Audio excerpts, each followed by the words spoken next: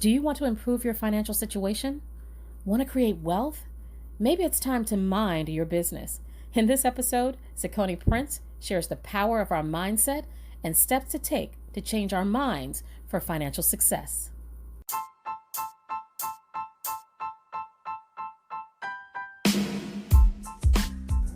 Do you want to start a podcast? The answer is really simple. Anchor.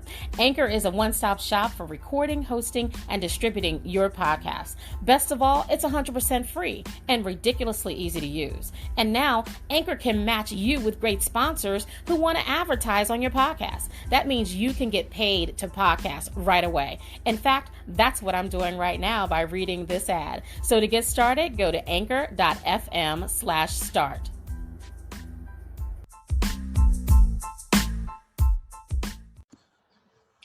Welcome to the Financial Fornicating with Madam Money podcast, where fun financial tips are shared for sexier and healthier relationships with your money and credit. My name is Tara Jackson, aka Madam Money, and thank you for joining me for another podcast. Hey, today's episode is about mind your business, okay? Your mind is your business.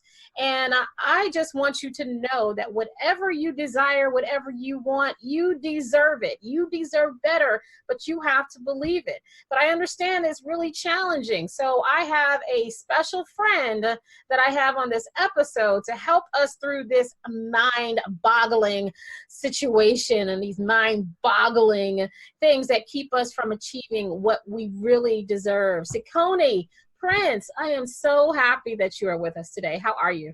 I am doing well, and I'm so grateful that you've allowed me an opportunity to come and talk to your listeners. Thank you so much. Before we get started, tell my listeners a little bit about you. Well, my name is Cicone Prince of CiconePrince.com, where we make motivation personal by introducing you to yourself. And I'm a personal development strategist. I'm also an author, a speaker, and a coach. And my core mission is to help people to see the best possible version of themselves. I've been speaking out for the past 5 years, and I've also been running a Are You Climbing the Wrong Mountain Summit, which actually is a summit that's based on my Amazon award-winning best-selling book, Are You Climbing the Wrong Mountain? Finding Your True Purpose. Wow, I love when you say you introduce people, you introduce you to yourself. Yes. That's probably scary for me. I don't know. I've had some people that were scared to meet me. I don't know how I would feel to meet me too. But hey, if you don't want to meet you, nobody else is going to want to meet you either. So exactly. That is a really awesome topic. Hey, I want to get right into it because when we're talking about wanting more, having more, we have to believe that we deserve better, whether it's we want more in a relationship or we want more money, we want more in our personal finances, we want to be financially free in 2019 and beyond. There's several things that we want to do, and there's a lot of people that want to get out of debt. There's a lot of people that want to save more money. They want to be more financially stable. They want to protect their family. So what are the steps that we need to take to understand or believe that we deserve better? Well, first of all, I would suggest that people realize you deserving better. It's not always just about you. Mm-hmm. You deserving better. It's not always just about you. I mean, really, to be honest, you're setting up the next generation. If we think about the importance of not just telling our children and our nephews and our nieces that they can do like whatever they want to do in life, but if we show them by setting the example, by being that example, and nothing really drove this home to me more than our youngest son last year. He was 10 years old. I was running around doing my summit. I had forgot something at the house. I had to run to the house. He said, "Dad, can I ride with you?" I said, "Yes, son, sure. Yes, son, sure." And on the way home, I'm driving and I'm thinking of the 12 different things I got to do. And he said to me, without prompting, without us having a discussion, he looked at me and he said, "Dad, I'm proud of you." Aww. He said, "Dad, I'm proud of you." And I mean, while I was driving, I'm going 30 miles an hour, but inside I stopped. Because in that moment, I realized it wasn't just about me. It wasn't just enough for me to tell him, "Son, you can do whatever you want to do. Son, you can be whatever you want to be. Son, you can have whatever you want to have." What I realized is that my son was watching. He was looking at me. He was looking to see, I could tell him day in and day out what he could do. But when he saw me doing it, he said, you know what? I can do the same thing. We have an older son. He's 30 years old. He actually won a contest with Damian Dash, shooting videos. And then while he was shooting this video, he told me later, he said, I thought to myself, what would my father do? While he was directing the video, while he was shooting it, he kept thinking to himself, what would my dad do? And that helped me realize it's not just for me. And even in our finances, even with our money, it's not just for us. But what precedents are we setting with our young people? What do they walk away with? What example, in fact, do they have to reference back to? I realize just how important it is for us to have the right mindset. It's not just for you. Like Damian Dash said, he said, I'm not doing this for my first name, I'm doing it for my last. I'm setting up a legacy for my children so that they can know this is what it takes. Yes, there are sacrifices. Yes, there are things you have to do in order for you to achieve your goals, but it's worth it. Because again, somebody is looking, somebody is watching you. So to me, that's so important. I think that's very impactful, that when you're going through this journey, and like you said, you deserve better, but when you have a stance or a baseline that it's not really just about you, it's about people that are coming behind you, people that are watching you, and it's usually the youth. And it's not just the youth. It could be your friend. It could be your sibling. It could be a parent. It could be anybody that's, your secret stalker on social media. I mean, I didn't realize how many secret stalkers I had on social media where they look at your stuff, they just don't click like. So they see you all the time, but they just don't interact.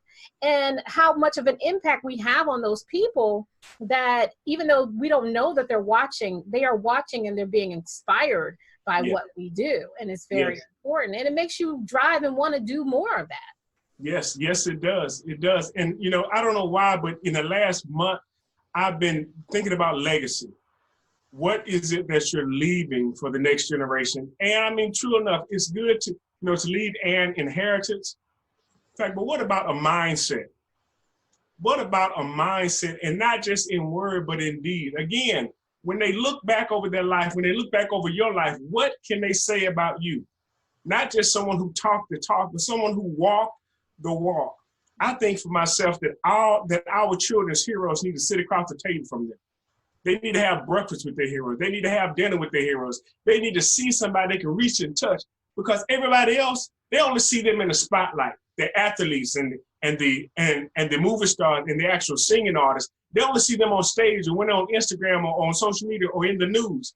But what about seeing on a daily basis someone who has ups and downs and yet are still going? Because to me, that sets the precedence. That actually helps them understand it's going to take some work, but in the end, it's going to be worth it. And so that's one of the things that I know I take personally, because it's important to me to set that example. Because it's not just for me. Because if I was just doing this for myself, I would probably stop. But when I realize that there's somebody waiting on what I have to offer, what I have to share, I can't. And even from a financial standpoint, if I was just working just for myself, I wouldn't be working as hard as I am. But I'm working for my family and for my children and for the next generation, and also to be an example. There are so many people that are looking for somebody to model themselves after, especially in the African-American community. There are a lot of young men who don't have positive role models. And one of the things I tell people all the time is that an actor, when they're studying for a part, they go into a case study on the person they're playing. If they're playing a mob boss, they study mob bosses. If they're playing someone who's a fry cook, they study fry cooks. If they're playing someone in an insane asylum, they go and study somebody who's mentally disturbed because they have to fall into that mold. Well, our young people, they're going to grow up and they're going to be in our shoes. So they're looking at us, they are watching, they're seeing how they ought to carry themselves, how they ought to act, how they ought to make sacrifices, the things that they ought to do. They're finding out what's important by looking at what we see as important, by what we spend our time, our energy, and our effort, and especially with our finances. Absolutely, absolutely. So the biggest thing when we know we can have better and to get better is to, one, realize that sometimes it's just not about you. Most of the time, it's just not about you. It's about those people that are watching you, those young people, your parents, your family members, your friends, even your enemies. It's not about you. You are inspiring someone to do better because you want better. And Yes. the more you inspire people to encourage you to do what you're supposed to do to get better. Awesome. So that's number one. What's the next thing that we can do to get our mind right so we can get better? Well, even the fact that we talked about doing it for somebody else, we also have to understand that a portion of our success is for us. A portion of our success is for us. But I think a lot of people really don't value themselves to the point to where they believe that they deserve it. Mm-hmm. They believe that they're supposed to be happy. They're supposed to be successful. And if you're like me, and I'm a person of faith, I don't believe that I was meant to be mediocre. I believe that I was created for something special, something extraordinary. And if that being the case, that means I have to believe in myself enough to put in the work. See, there are a lot of people that are talented and they're gifted, but they don't perfect their gift. Right. They are talented and they're gifted, but they don't perfect their gift. They don't put in the time to make it better. There are people that are natural athletes. They can run, they can jump, they can shoot, they can play basketball, they can play baseball. But if they don't put in the work, somebody else will come behind them and pass them. Right. Hard work beats talent when talent won't work hard. Mm-hmm. And we need to understand that even with our finances, even with ourselves, that focusing on the fact that our success is not just for other people. A portion of it is for us. Mm-hmm. A portion of it is for us. And so having the mindset to put in the work to better ourselves, to actually be a better version of ourselves, to present our best possible self to the world. And I'm telling you, those people who continually do that, who continue to actually strive for excellence in their own life, they will see the fruits of their labor. Mm-hmm. They will not be left by the wayside. They will find themselves being that shining example. And even to the point where they'll shock themselves, because if they look at themselves now versus where they were 10 years ago or 5 years ago, they'll realize I've grown. But my thing is, don't just stop. I want to be the best I can be. Mentally, emotionally, physically, financially, spiritually, every area of my life. And that means that I have to work on all of those parts. I have to put in the work. I have to do that because I want to be the best possible steward over the gifts that I've been given. And I believe that you want to do the same. That's why you're watching this broadcast. Absolutely. Absolutely. I love it. Because this is the time that you get a little narcissistic and say, hey, it's about me. Some of it is really about me. It's not always about you, and it's not all about you. But some of it is about you. Probably most of it may be about you.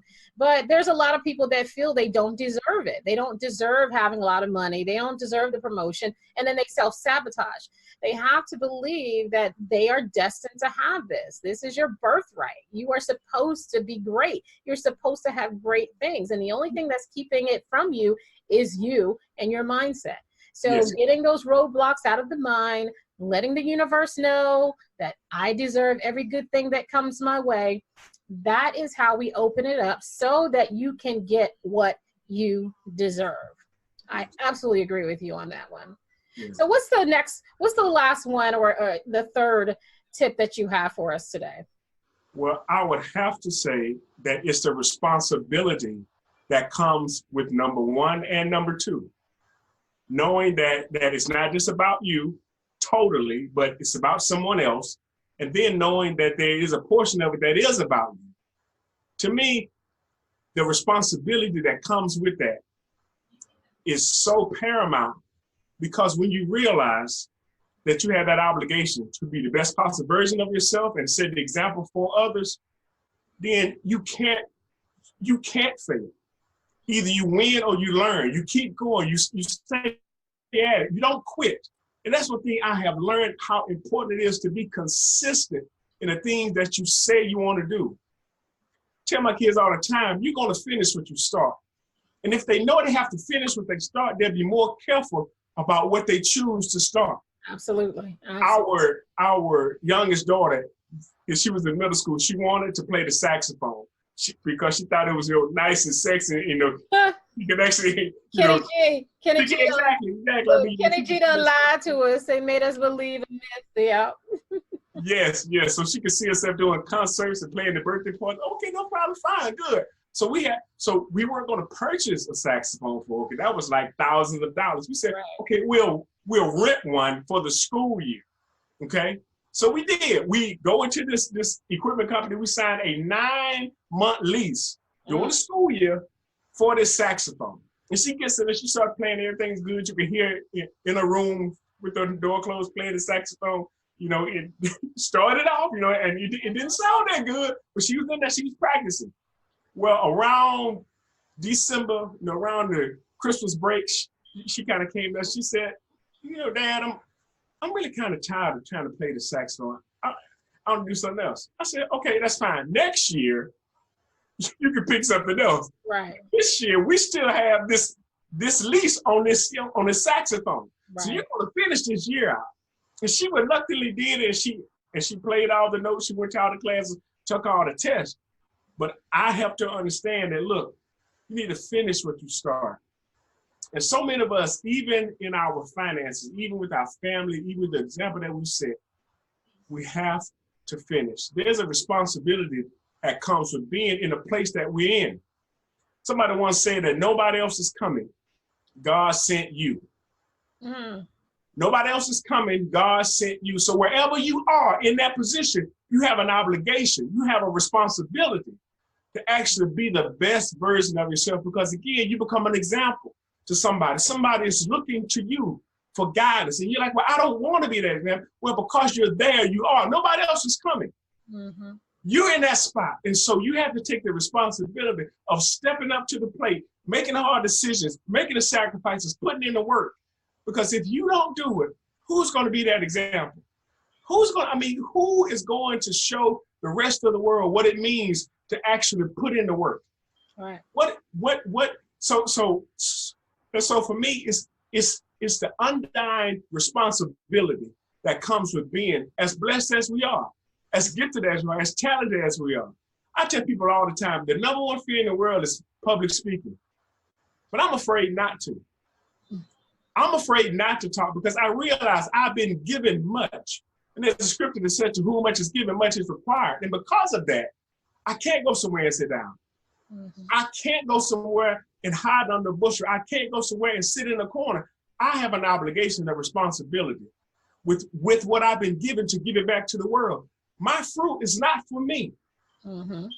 It's like a fruit isn't for the tree. You never see a tree eating its own fruit. The fruit is for someone else. So your gift, your talents, even your finances, they can actually be a blessing to you, but they can also be used to help somebody else, to help teach somebody else. This is how you invest. This is how you save. This is how you make wise decisions. But see, but if you don't have any money to do that, how can you show people? How can you show them? So to me, with great, like Stan Lee, God rest his soul, said, with great power comes great responsibility. And that's just a retooling or a retelling of that scripture. To whom much is given, much is required. So if you've been given much, there is a responsibility that comes with that, with your talents, with your abilities, with your gifting. You have a responsibility to set a precedence for those around you. So for me, that third thing is just, it's making that front and center, because so many people be like, well, what can I contribute? What does somebody want to learn from me? What can I teach somebody? You can teach them something. You may not can teach them everything. If anything, you can teach them what not to do. All right. You know, somebody once said that an expert is someone who's made every possible mistake in a particular area because they know what not to do. Exactly. And so just really helping people to understand the responsibility, in fact, that comes with being gifted in a certain area. I love it, especially when you said, I've never seen a tree eat its own fruit. Exactly. The gifts are not for you. Right. You know, so, and I believe that. So the things that even though sometimes by me giving someone else advice, it's really for me, but yeah. I'm not going to talk to me, right? I'm not giving myself that advice. So it sometimes takes me to speak to someone else for me to hear it, to God say, yeah, that's for you too. But if I had not shared that fruit with someone else, I would have never been able to understand. Also, I used to like to hear, True. no, I really don't like hearing myself talk that much. But for whatever reason, people like to hear me talk. That fruit is not for me. That fruit is for y'all. 'Cause yeah, I can go a few days without saying anything and I'm good, but I really appreciate that from the 3 steps. Is one, it's not all about you. It's not always all about you. It is somewhat about you. And you have a responsibility to share your gifts and your fruit to the world because of who is following you, because of who is watching you, and because you deserve better. Yes. That money is for you. Now, what you learn when you receive that money, now you've learned lessons. You've learned how to get it. You learn how to keep it. You probably learn how to lose it. But you have to share that knowledge with someone else, a child, a family member, a friend, so that they don't make the same mistakes. Yes. You are doing the world a disservice if you do not share your gifts, your talents, your mind, your intellect.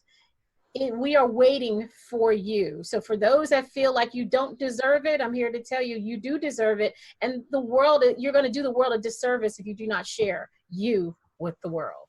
True. And that is how we mind our business. Mind is our business. Our mind is our business. And if we can make our mind our business, we can understand that we deserve better, that we have a responsibility to others, and we have a responsibility to ourselves to get better. Yes. Yes. So, Cicone, how can people get in contact with you, learn about your events, work with you? Well, my website is ciconeprince.com. That's CiconePrince.com. And I'm also found on all social media. If you search for Cicone Prince on Facebook, LinkedIn, Twitter, YouTube, you'll find me. Believe me, I've searched myself just to make sure that there's not another Cicone Prince out there. And I think I'm Cicone, the one and only. For Cicone, the one and only, man. He did that. Google me, boo. Do that. How about that? There you go. There you go. Awesome. So CiconePrince.com, and definitely Google him on all social medias. He is Cicone, the only. I so appreciate you for hanging out with me on this episode. I can't wait to have you back and do some more things in the near future. So thank you so much. And to everyone who is listening or watching the broadcast, the video broadcast of this, and the podcast broadcast of this, I want to let you know that I love you. There's nothing you can do about it, but always remember, ignorance is not bliss. It's expensive as hell. Have a great one. You too. Thank you again. Hey there, this is Tara Jackson, aka Madam Money. I just want to thank you so much for listening to the Financial Fornicating with Madam Money podcast, and want to give a special shout out to our sponsors and supporters, Kimberly Singletary, Edeline Francois Dryden, and Candace Arnold. Your contributions are helping us to continue to further the podcast for people who really need it. And if you'd like to be a sponsor, or if you'd like to be a supporter today, just click on the support this podcast, and you can make contributions as low as 80 cents, as low as $1 a month. You can do whatever you want, but any contribution to support this podcast is greatly appreciated, so we can continue to spread financial literacy across the world. Hey, I love you, and there's nothing you can do about it. Thank you for your support.